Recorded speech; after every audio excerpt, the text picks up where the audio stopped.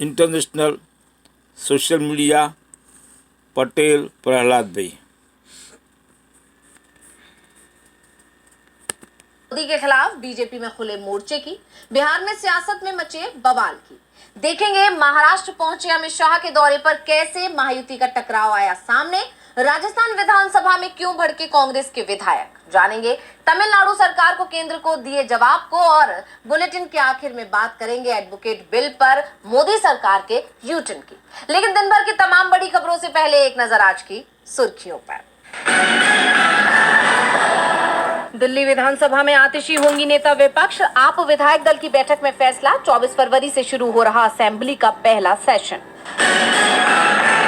8-9 अप्रैल को अहमदाबाद में कांग्रेस का अधिवेशन, बेलगाम सत्र के प्रस्तावों पर होगा मंथन, पार्टी के भविष्य की कार्रवाई की रूपरेखा करेंगे तैयार। तेलंगाना टनल हादसे में रेस्क्यू ऑपरेशन जारी, 8 मजदूर फंसे, एसडीआरएफ एनडीआरएफ की रेस्क्यू टीम को चुनौतियों का करना पड़ रहा सामना। बार बार अपराध करने वालों के लिए जेल जाना अनिवार्य, बीजेपी नेता पीसी जॉर्ज के भड़काऊ भाषण मामले की सुनवाई करते हुए केरल हाईकोर्ट की अहम टिप्पणी। ये तो थी सुर्खियां, अब बात आज की सबसे बड़ी खबर की। अमेरिका के राष्ट्रपति डोनाल्ड ट्रंप ने दावा किया है कि अमेरिका ने $21 मिलियन की मदद पीएम मोदी और भारत को दे दी है। उसके बाद से ही देश की सियासत में बवाल मच गया है। विपक्ष सरकार से श्वेत पत्र लाने की मांग कर रहा है और पीएम मोदी से जवाब मांग रहा है, और अब विपक्ष की डिमांड में बीजेपी के नेता भी शामिल हो गए हैं, और बीजेपी नेता ने तो पीएम मोदी को सीधे सीधे चेतावनी ही दे दी है। तो क्या है खबर, देखिए रिपोर्ट। अमेरिका के राष्ट्रपति डोनाल्ड ट्रंप के ताजा खुलासे ने बवाल मचा दिया। अब विपक्ष सरकार से सवाल पूछ रहा है कि इस पैसे का इस्तेमाल किस लिए किया गया और पैसा कहाँ है। यानी ट्रंप ने साफ साफ कहा कि अमेरिका ने पीएम मोदी को $21 मिलियन दिए थे। ट्रंप के बयान पर नए सवाल खड़े हो रहे हैं। अब विपक्ष तो सवाल कर ही रहा है, लेकिन विपक्ष को बीजेपी के दिग्गजों का साथ मिल गया है। खास बात यह है कि ट्रंप के इसी बयान पर बीजेपी के दिग्गज और पूर्व सांसद सुब्रमण्यम स्वामी ने बीजेपी को घेर लिया है, और सिर्फ घेरा ही नहीं है बल्कि स्वामी ने बाकायदा ट्वीट लिखकर सीधा पीएम मोदी को धमकी दे डाली है। उन्होंने लिखा कि अगर मोदी $21 मिलियन लेने और अमेरिकी राष्ट्रपति ट्रंप को मानहानि का नोटिस भेजने से इनकार करने वाला बयान नहीं देते हैं तो मैं जनहित में मोदी को कारण बताओ नोटिस भेजूंगा और अदालत में आपराधिक मामला दायर करूंगा। अब बीजेपी सांसद के ट्वीट के बाद से बीजेपी और खासकर पीएम मोदी दबाव में आ गए हैं। अब सभी की निगाहें मोदी पर टिकी हुई हैं कि आखिर अब पीएम मोदी क्या करेंगे, क्योंकि बीजेपी नेता ने ये बता दिया है कि अगर पीएम इस पर भी ट्रंप को जवाब नहीं देते हैं तो उनके मौन को उनकी स्वीकृति मान लिया जाएगा। अब देखना होगा कि बीजेपी क्या करती है। पीएम मोदी के खिलाफ क्रिमिनल केस दायर करने की बात बीजेपी के नेता ही कह रहे हैं, तो बीजेपी को झटका उसके सहयोगी भी देने को तैयार दिख रही हैं। बीजेपी बिहार में सीएम पद पर नजर टिकाए हुए है, लेकिन वो नीतीश कुमार की गुगली में फंसती दिख रही है। तो कैसे नीतीश बीजेपी को दे रहे हैं झटका, देखिए रिपोर्ट। पटना में जेडीयू कार्यालय के बाहर पोस्टर लगा है। पोस्टर में लिखा है, बिहार करे पुकार, आइए निशांत कुमार। इस पोस्टर के बाद सियासी अटकलें तेज हो गई हैं कि मुख्यमंत्री नीतीश कुमार के बेटे निशांत की बिहार की राजनीति में एंट्री तय मानी जा रही है। दरअसल पिछले कई दिनों से सीएम नीतीश कुमार के बेटे निशांत कुमार के बिहार की राजनीति में आने की अटकलें लगाई जा रही हैं।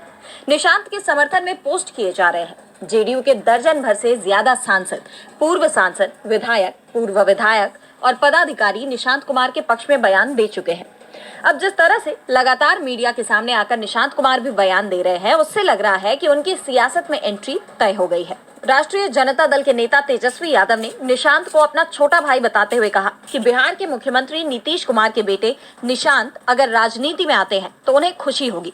साथ ही कहा कि इससे जनता दल यूनाइटेड को बचाया जा सकता है, क्योंकि बीजेपी जेडीयू को खत्म करने की साजिश कर रही है। दरअसल ये कहा जा रहा है कि निशांत की जेडीयू में एंट्री से बीजेपी को दिक्कत हो सकती है, लेकिन इस मामले में पार्टी की बेबसी भी दिखाई दे रही है, क्योंकि बीजेपी निशांत के सियासी सफर को रोक नहीं सकती, लेकिन निशांत के जेडीयू में शामिल होने से बीजेपी के लिए सीएम पद जरूर दूर हो जाएगा। क्योंकि बीजेपी ये मानकर चल रही थी कि नीतीश कुमार स्वास्थ्य कारणों के चलते ज्यादा लंबी पारी नहीं खेल पाएंगे, लेकिन निशांत बीजेपी के प्लान को पूरी तरह से फेल करने की तैयारी में दिख रहे हैं।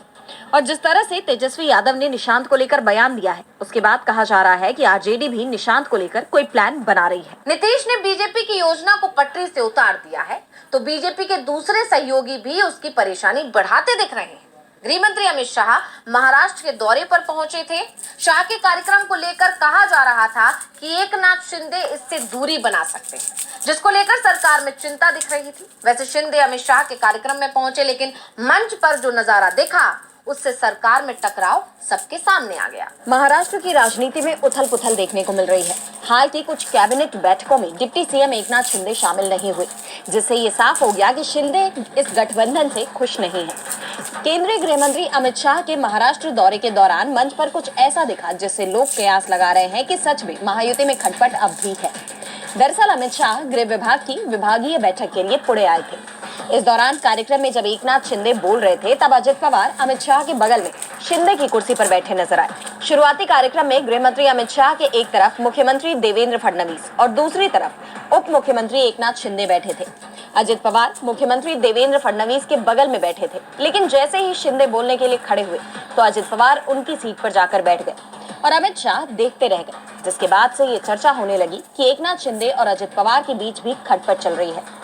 सीएम नहीं बनाए जाने के बाद से ही एकनाथ शिंदे नाराज है। शिंदे और सीएम फडणवीस के बीच तो पहले से ही खटपट देखने को मिल रही थी और अब शिंदे और अजित पवार के बीच भी तनातनी की खबरें आ रही हैं। महाराष्ट्र सरकार के अंदर टकराव की खबरें लगातार आ रही हैं। शाह के दौरे से इस पर ब्रेक लग पाएगा? तो सवाल राजस्थान में चल रहे विधानसभा सत्र पर भी उठ रहे हैं। 3 दिन से कांग्रेस के विधायक विधानसभा में धरना दे रहे हैं। विधानसभा में मंत्री के बयान पर माफी की डिमांड हो रही है। तो क्या है पूरा मामला, देखिए रिपोर्ट। राजस्थान विधानसभा में कांग्रेस नेताओं के धरने का आज तीसरा दिन है। कांग्रेस विधायक और नेता प्रतिपक्ष टीकाराम जूली ने कहा कि विपक्ष धरने से उठने को तैयार है, लेकिन हमारी प्रमुख मांग है कि उन असंसदीय शब्दों को हटाया जाए जो देश के पूर्व पीएम के बारे में सदन में बोली गई है। सदन में ऐसा कहने वाले मंत्री माफी मांगे, साथ ही हमारे निलंबित विधायकों को बहाल किया जाए। टीकाराम जूली ने बीजेपी के मंत्रियों पर बड़ा आरोप लगाते हुए कहा कि ये लोग सदन चलने नहीं देना चाहते हैं और न ही अपने मुख्यमंत्री की बात सुनते हैं, क्योंकि सीएम तो वार्ता के लिए तैयार हैं, लेकिन मंत्री बात नहीं मान रहे हैं। देखिए, जिस प्रकार से सदन के अंदर आज तीसरे दिन भी गतिरोध बना हुआ है, हम लोग यहीं पे रह रहे हैं। सत्ता पक्ष के द्वारा सिर्फ और सिर्फ अखबार के अंदर फोटो लगवाने के लिए, मीडिया के अंदर जाके ये कहने के लिए कि हम वार्ता कर रहे हैं, इसके अलावा कोई वार्ता के प्रयास नहीं हो रहे हैं। हमारी जो डिमांड है कि जो जिस प्रकार से मंत्री ने अपनी बात कही है, उन शब्दों को हटाया जाए और हमारे सदस्यों को जो निलंबित किया है उनको बहाल किया जाए। सिर्फ 2 डिमांड है। इसके ऊपर भी सत्ता पक्ष अगर इस प्रकार से घमंड अहंकार के अंदर डूबा हुआ है और सत्ता के मद के अंदर मदमस्त है कि वो उसको सदन चलाने की कोई जिम्मेदारी नजर नहीं आती, उसको ये नजर नहीं आता कि राजस्थान के खून पसीने की जो कमाई है, जनता की गाड़ी कमाई है, वो यहाँ पे खर्च हो रही है, उसके प्रति उन लोगों का कोई ध्यान नहीं है। मुझे तो बड़ी कई बार ये मैं सोचता हूँ इस बात को कि जो हंगामा करना, गतिरोध पैदा करना, ये तो विपक्ष का काम है। ये सत्ता पक्ष कब से करने लग गया। इनके मंत्री जो है वो हर बार जो है जितने भी गतिरोध हुए आप निकाल के देख लेना रिकॉर्ड, तो आपको लगेगा कि जो दूध का दूध और पानी का पानी हो जाएगा। इनके मंत्री खुद इस प्रकार की स्थिति पैदा करते हैं, यहाँ सदन के अंदर जवाब नहीं देते हैं, पब्लिक को गुमराह करने का काम करते हैं। हम पूछते हैं तो फिर इनको बुरा लगता है। सिर्फ इतनी सी बात है, सरकार को चाहिए मंत्रियों पर कंट्रोल करे। मैं धन्यवाद देता हूँ मुख्यमंत्री जी को भी, जिन्होंने तकरीबन 5 से 7 बार, खुद मैंने अखबार में पढ़ा है, मीडिया में देखा है कि इनने मंत्रियों को क्लास लगाई है, कहा है कि भाई आपकी परफॉर्मेंस अच्छी होनी चाहिए, लेकिन ये मुख्यमंत्री जी की भी बात को नहीं मान रहे। ये हालत तो इनके मंत्रियों की है। क्या सदन के अंदर भी हम जब जनता की आवाज यहाँ पे उठाते हैं और यहाँ आके भी हम अगर जनता की समस्याओं का हल नहीं कर सके तो फिर मतलब क्या है यहाँ सदन के अंदर आने का। आपको बता दें कि राजस्थान में पिछले 3 दिन से विधानसभा में धरना जारी है। अब तक सरकार से 2 राउंड की वार्ता हो चुकी है, लेकिन दोनों वार्ता विफल हो चुकी है। अब कांग्रेस कल विधानसभा घेराव की रणनीति में जुट गई है। 2 दिन के अवकाश के बाद कल सुबह 11 बजे शुरू विधानसभा की कार्रवाई होगी। कांग्रेस मंत्री से माफी की डिमांड कर रही है तो विधानसभा अध्यक्ष कांग्रेस के विधायकों पर ही सख्ती दिखा रहे हैं। साफ है, अगर सरकार टकराव का रास्ता नहीं छोड़ेगी तो सदन चलना मुश्किल हो जाएगा। वैसे टकराव केंद्र और तमिलनाडु सरकार में भी दिख रहा है। केंद्र सरकार ने नई शिक्षा नीति को लागू करने से तमिलनाडु सरकार ने इनकार कर दिया है और अब तमिलनाडु के सीएम एम के स्टालिन ने इसे लेकर केंद्र को खरी खरी सुना दी है। तो क्या कहा है स्टालिन ने, देखिए रिपोर्ट। केंद्र की तरफ से तैयार की गई राष्ट्रीय शिक्षा नीति NEP को तमिलनाडु की सरकार लागू नहीं करेगी। तमिलनाडु के मुख्यमंत्री M.K. स्टालिन ने यहां तक कह दिया कि केंद्र सरकार इसके बदले 10,000 करोड़ रुपए की पेशकश भी करती है तो भी उन्हें NEP मंजूर नहीं है। स्टालिन ने कहा कि उनका ये विरोध केवल हिंदी थोपने की कोशिश को लेकर नहीं है, बल्कि इस नीति में कई ऐसे प्रावधान हैं जो छात्रों और सामाजिक न्याय प्रणाली पर गलत असर डाल सकते हैं। स्टालिन ने कहा कि NEP छात्रों को स्कूल से दूर कर देगी और कमजोर वर्गों को मिलने वाली वित्तीय मदद पर भी इसका असर दिखाई देगा। उन्होंने NEP के तहत 3वीं, 5वीं और 8वीं कक्षा के प्रस्तावित सार्वजनिक परीक्षाओं और कॉलेज प्रवेश के लिए एक समान प्रवेश परीक्षा को लेकर भी चिंता जताई। इस बीच स्टालिन ने एक बार फिर कहा कि केंद्र सरकार समग्र शिक्षा अभियान के तहत तमिलनाडु को मिलने वाले 2,000 करोड़ रुपए जारी नहीं कर रही है। इसके लिए PM मोदी को पहले ही पत्र लिखा जा चुका है। NEP के तहत 3 भाषा नीति की अनिवार्यता पर विवाद बढ़ गया है। केंद्र सरकार का कहना है कि इस नीति का उद्देश्य भारतीय भाषाओं को सशक्त बनाना है, लेकिन तमिलनाडु ने 2 भाषा नीति को अपनाया हुआ है। तमिलनाडु सरकार का कहना है कि 3 भाषा की नीति राज्य पर हिंदी थोपने की कोशिश है।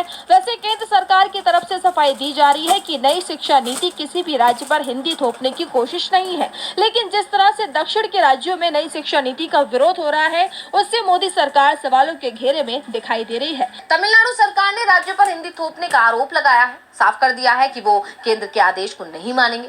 वैसे भाषा को लेकर विवाद कर्नाटक और महाराष्ट्र के बीच भी दिखाई दे रहा है। दोनों ही राज्यों ने अपनी बसों को दूसरे राज्य में जाने से रोक दिया है। तो आखिर क्या है पूरा मामला, देखिए रिपोर्ट। कर्नाटक और महाराष्ट्र के बीच बस सेवाएं रोक दी गई हैं। ये फैसला Maharashtra state road transportation corporation MSRTC और Karnataka road transportation corporation KRTC ने मिलकर लिया है। पूरा विवाद दोनों राज्यों के बस ड्राइवर और कंडक्टर की पिटाई से जुड़ा है। सबसे पहले कर्नाटक के बेलगावी, जहां मराठी बोलने वालों की संख्या ज्यादा है, वहां मराठी में बात नहीं करने के चलते बस कंडक्टर महादेव हुक्केरी को पीटा गया। अगले ही दिन कर्नाटक के चित्रदुर्ग जिले के गोइलाल में महाराष्ट्र राज्य सड़क परिवहन निगम यानी MSRTC के बस ड्राइवर भास्कर जाधव पर हमला किया गया। इसके जवाब में शिवसेना UBT के कार्यकर्ताओं ने कोल्हापुर में एक कर्नाटक बस पर काला रंग डाल दिया और उस पर अपनी पार्टी का झंडा लगा दिया। विवाद को शांत करने के लिए दोनों ही राज्यों के परिवहन अधिकारियों के बीच बातचीत चल रही है। कर्नाटक परिवहन विभाग के अधिकारी ने कहा कि हमने महाराष्ट्र जाने वाली बसों की संख्या सीमित कर दी है और स्थिति को सामान्य करने के लिए सभी सुरक्षा उपाय किए जा रहे हैं। दरअसल दोनों राज्यों के बीच उत्तरी कन्नड़ के बेलगावी, खानापुर, निप्पानी, नंदगाड और कारवार को लेकर विवाद चल रहा है। 1956 में भाषाई आधार पर राज्यों के पुनर्गठन के दौरान महाराष्ट्र के कुछ नेताओं ने मराठी भाषी बेलगावी सिटी, खानापुर, निप्पानी, नांदगाड और कारवार को महाराष्ट्र का हिस्सा बनाने की मांग की थी। इसे लेकर कर्नाटक में विवाद शुरू हो गया था। 2004 में महाराष्ट्र सरकार ने सुप्रीम कोर्ट में कर्नाटक से 814 गांव दिलाने की मांग की थी। ये मामला अभी भी सुप्रीम कोर्ट में लंबित है क्योंकि कर्नाटक मामले की सुनवाई में गैर हाजिर रहकर जिरह से बचता रहा है। और बुलेटिन के आखिर में बात वकीलों के आगे झुकी मोदी सरकार की। अधिवक्ता अधिनियम 1961 में संशोधन करने का ऐलान किया। इसके लिए एडवोकेट अमेंडमेंट बिल 2025 को लाने की तैयारी की गई, लेकिन देश भर में वकीलों के विरोध के बाद अब केंद्र की मोदी सरकार ने अपने कदम पीछे खींच लिए हैं। कानून मंत्रालय की तरफ से कहा गया है कि वकीलों की आपत्ति के बाद बिल में बदलाव किया जा रहा है। तो क्या है इस बिल में जिसका विरोध कर रहे हैं वकील और क्यों बैकफुट पर दिख रही है मोदी सरकार, देखिए रिपोर्ट। केंद्र सरकार एडवोकेट बिल में बदलाव को तैयार हो गई है। कानून मंत्री अर्जुन राम मेघवाल ने वकीलों को आश्वासन दिया है कि बिल को अंतिम रूप देने से पहले सरकार सभी मुद्दों की अच्छी तरह से जांच करेगी और जरूरी कदम उठाएगी। दरअसल इस विवादास्पद विधेयक को 13 फरवरी को विधि मामलों के विभाग की वेबसाइट पर सार्वजनिक परामर्श के लिए जारी किया गया था। जैसे ही ये बिल सामने आया, वकीलों में इसे लेकर गुस्सा दिखाई दिया।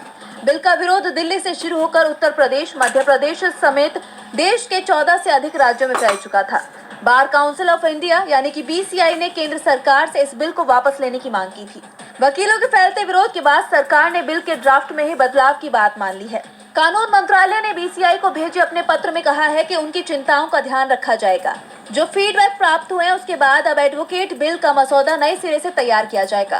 केंद्र के इस रुख के बाद अब BCI ने भी वकीलों और बार निकायों से आगे विरोध प्रदर्शन और हड़ताल से दूर रहने की अपील की है। BCI ने कहा कि केंद्रीय कानून मंत्री अर्जुन राम मेघवाल ने आश्वासन दिया है कि विधेयक को अंतिम रूप देने से पहले सभी विवादास्पद मुद्दों की जांच की जाएगी।